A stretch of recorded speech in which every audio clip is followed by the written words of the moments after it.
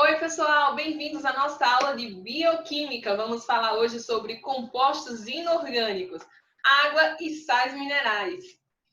Bem, a princípio é importante que vocês lembrem lá daquela nossa organização biológica, os níveis de organização do corpo humano, né?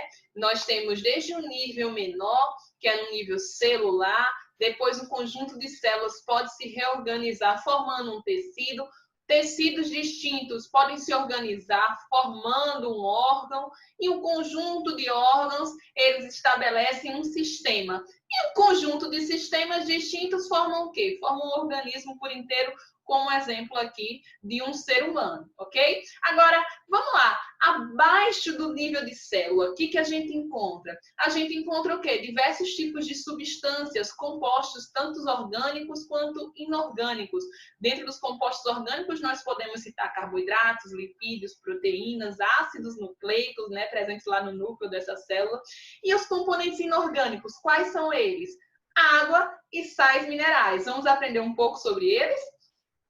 Começando, então, falando sobre água. Aqui os componentes orgânicos e inorgânicos, como eu havia citado para vocês.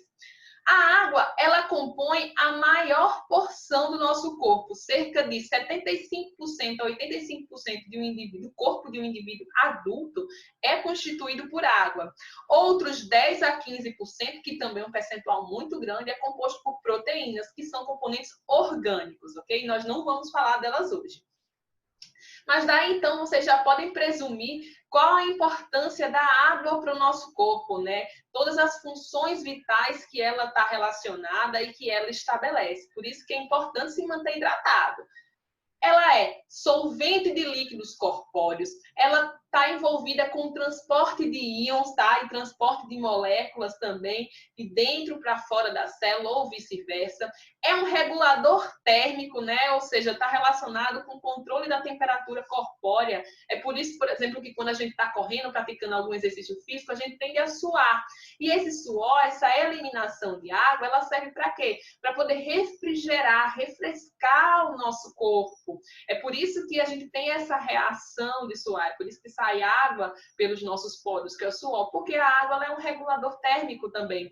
Está relacionada com o equilíbrio osmótico de uma série de organismos, é um lubrificante, né? Olha a nossa lágrima, é um lubrificante, está no nosso olho, está nas nossas articulações também. Está presente em inúmeras reações de hidrólise. Reações de hidrólise são o quê? São aquelas reações que envolvem a quebra da água. Lise é quebra, hidro se refere à água. Então, hidrólise são reações químicas que envolvem a quebra da molécula de água. E um grande exemplo de uma delas é a fotossíntese, que é o processo de obtenção de luz solar, gás carbônico e água para a produção de quê? De glicose, que é um componente orgânico energético de vegetais, de animais também, ok? Mas da fotossíntese ele vai servir para os vegetais, porque são eles organismos autótrofos e são os vegetais que realizam a fotossíntese. É importante destacar para vocês que a taxa de água no corpo de um indivíduo, ele vai variar de acordo com a idade, com a espécie do indivíduo e também com o órgão em que a gente está estudando. Então, por exemplo, a idade. Um feto, ele vai possuir muito mais água no seu corpo do que um indivíduo idoso, que já vai possuir menos água, cerca de 60% do corpo do idoso é água. É muita coisa? É bastante, mas perceba o feto. 94% do corpo de um feto tem água ali presente. Já varia de acordo com a espécie também. Enquanto um homem adulto tem cerca de 70% de água no seu corpo, uma água viva, que é um quinidário, um animal marinho, ela vai possuir cerca de 98%. Já sementes de algumas plantas possuem apenas 15% de água na sua composição, bem pouquinho. Então, a taxa de água ela vai diminuir com a idade e ela vai variar de acordo com a espécie que a gente está estudando, além também de variar com a atividade metabólica do tecido, com o órgão que a gente está estudando. Então, o encéfalo ele vai requerer cerca de 90% de água, já os músculos 80% e a dentina apenas 12%. A gente vai constituindo do nosso dente. Sais minerais. Os sais minerais, eles são originados no solo. É importante deixar isso em destaque para vocês, porque vocês podem se questionar: de onde a gente vem? De onde vêm os sais minerais? nós obtemos, assim como todos os demais organismos heterótrofos, obtêm os sais minerais indiretamente, através da ingestão de outros organismos, inclusive de vegetais, né, que é a nossa fonte. As plantas, os vegetais, conseguem absorver esses carboidratos. As plantas, os vegetais, conseguem absorver esses sais minerais através das suas raízes, porque os sais minerais estão ali no solo depositados. E eles são resultantes do processo de intemperismo, que é o processo de degradação das rochas. Os sais minerais estão originalmente nas rochas, que quando são degradadas pela ação da água, pela ação do vento, inclusive, quando elas sofrem esse processo de intemperismo, as rochas se transformam em solo. E ali naquele solo ficam dispostos os sais minerais que são absorvidos pelas raízes das plantas. A gente vai lá e se alimenta desses vegetais e adquire esses sais minerais que a partir de então começam a compor o nosso corpo. Então os sais minerais estão presentes originalmente no solo, ok? E eles são importantes porque eles são reguladores de uma série de atividades metabólicas. Eles estão diretamente relacionados com o nosso metabolismo.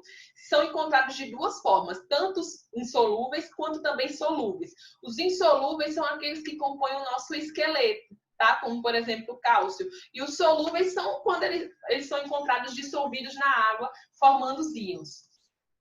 Eu posso citar aqui para vocês uma série de sais minerais, as suas funções e onde eles são encontrados. O cálcio, por exemplo, ele está compondo os nossos ossos, os dentes, ele está envolvido com o processo de coagulação sanguínea também e com o funcionamento de nervos e músculos. Ele pode ser muito encontrado em lácteos, né? Em derivados também e vegetais, derivados de lácteos, tá? De laticínios.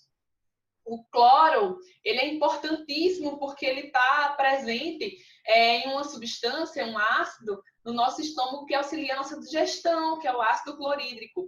E, portanto, auxilia a digestão e ele pode ser encontrado onde? No sal de cozinha, mas lembre-se, não exagere no sal, tá? O cobalto, ele é um componente de uma vitamina que também é um outro composto, só que dessa vez um composto orgânico, que está relacionado às nossas atividades metabólicas. Nós não vamos falar das vitaminas agora, vamos falar depois quando formos falar de compostos orgânicos. Mas já adianto que o cobalto, que é um sal mineral, que é um composto inorgânico, ele é importante componente da vitamina B12. E também vai estar, por conta disso, relacionado à produção de hemácias e pode ser encontrado tanto em carne quanto também no leite, em laticínios de um modo geral. O cobre, ele está associado à formação da hemoglobina, lembrando que a hemoglobina, ela está associada às nossas hemácias, auxilia no transporte de oxigênio. E o enxofre, ele controla diversas atividades metabólicas também. Por mais que pareça diferente, né? Enxofre, sim, enxofre também está presente no nosso corpo e ele pode ser ingerido através de ovos, através de legumes, através de carnes também, são as suas fontes principais. Carnes, legumes e ovos também são fontes principais para a gente ingerir o ferro. O ferro, ele é classicamente conhecido como um sal mineral importante para se evitar a anemia, né? Lembrando que a anemia ela é causada pela redução no número de hemácias no nosso corpo. E o ferro ele é importante porque ele é um componente da hemoglobina. E a hemoglobina está presente na hemácia. Portanto, ele está ali associado ao processo de transporte de oxigênio também, de respiração celular. O flúor, ele vai estar presente nos ossos, vai estar presente nos dentes também, e ele é fundamental para evitar o estabelecimento do biofilme dentário. Então, ele evita que esse biofilme dentário se estabeleça e produza ácidos que venham a corroer o dente, gerando a lesão cariosa, que é o que a gente conhece como cárie, ok? Então, o flúor é importante para evitar a cárie. E ele é muito encontrado, por exemplo, em frutos do mar. Fósforo também vai estar compondo os ossos e dentes, é encontrado em ovos, legumes e cereais. Iodo, ele é um componente importante aqui da nossa tireoide, dos hormônios da tireoide, melhor falando, e vai estimular o nosso metabolismo, notadamente dessa glândula endócrina aqui. O sal de cozinha e os frutos do mar são os itens, né, as fontes alimentares que a gente encontra em maior concentração iodo.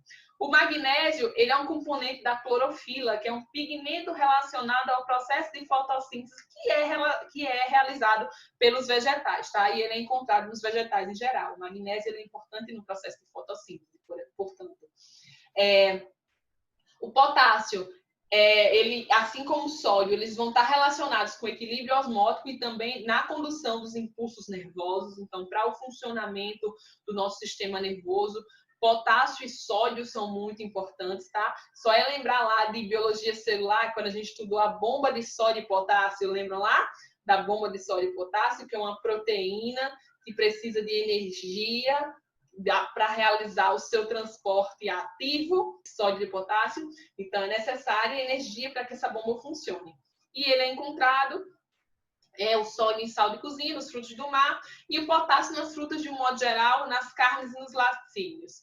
O zinco, ele vai compor várias enzimas, e o que são enzimas? São proteínas que têm a função de catalisar reações químicas, de aumentar a velocidade das reações químicas. Então, toda enzima é uma proteína, mas nem toda proteína vai ser uma enzima. Nós vamos ver isso quando formos estudar compostos orgânicos. E o zinco pode ser encontrado também em carnes, ovos e frutos do mar.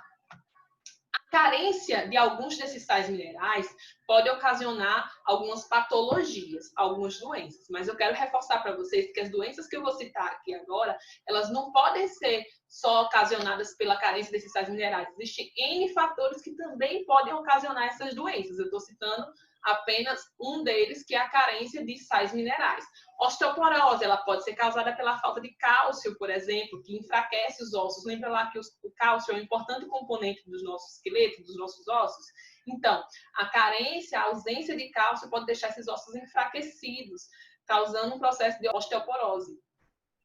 A anemia, como eu já citei para vocês, ela pode estar relacionada à carência de ferro. O bócio, ele pode estar relacionado à falta de iodo. Percebam na imagem superior que a tireoide, ela está grande, ela está hipervolumosa. E esse aumento da tireoide aqui, o bócio, ele pode ser causado pela falta de iodo, pela carência de iodo. E a cárie, a lesão cariosa, ela pode ser ocasionada pela falta de flúor. Então, assim, a carência de flúor, ela pode estimular o desenvolvimento desse biofilme, a liberação do ácido e a corrosão do dente, causando a lesão cariosa, tá?